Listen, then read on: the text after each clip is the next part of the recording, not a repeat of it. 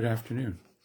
Today is Monday, the 12th day of July, 2021, and I'd like to share with you two brief biographies of two influential figures of the last 1500 years.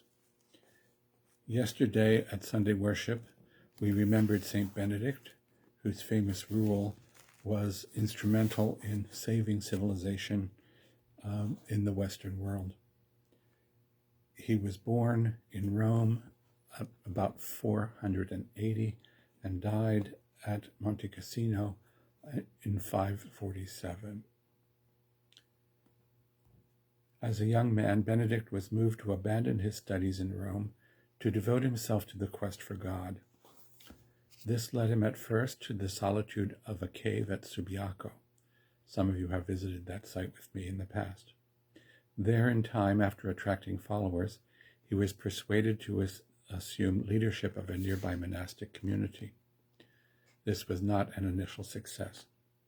Following his monks' attempt to poison him, Benedict shook the dirt from his feet. With much better results, he went on to organize a group of monasteries, including the famous monastery at Monte Cassino, later renowned as the birthplace of the Benedictine order. There he wrote his hugely influential monastic rule, and there, in time, he died.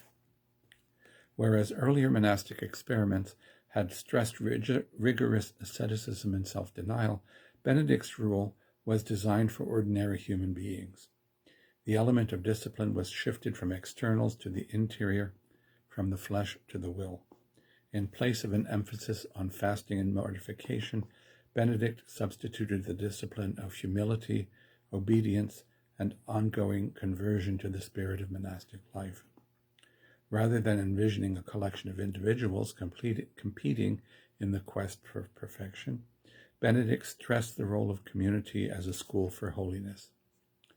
His emphasis on the balance of work and prayer, his validation of community, and his regulation of monastic life eventually set the pattern for Western monasticism. For centuries, his monasteries offered the witness of an alternative society governed by the Spirit of Christ. Few saints have left such a palpable impact on their world. Quotation from his rule: "In the reception of the poor and of pilgrims, the greatest care and solicitude should be shown, because it is especially in them that Christ is received." The second figure I'd like to talk about briefly is Desiderius Erasmus, a Christian humanist born in 1466 and died on this date, July 12th, in 1536. Desiderius Erasmus, the illegitimate son of a Dutch priest, was himself ordained a priest in an Augustinian monastery. After studying theology in Paris, he embarked on a career as a wandering scholar and author. A self-proclaimed citizen of the world, he identified himself with the Universal Guild of Scholars and the Universal Church.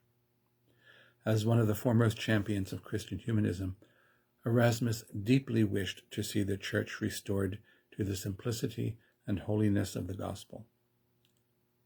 A fervent believer in the power of human reason and dialogue to resolve conflicts, he strongly opposed the spirit of superstition and fanaticism. Along with his scholarly works, he employed the weapons of wit to confront hypocrisy and corruption in the church of his day. When Martin Luther, a fellow Augustinian, initiated his reform movement, Erasmus initially expressed sympathy.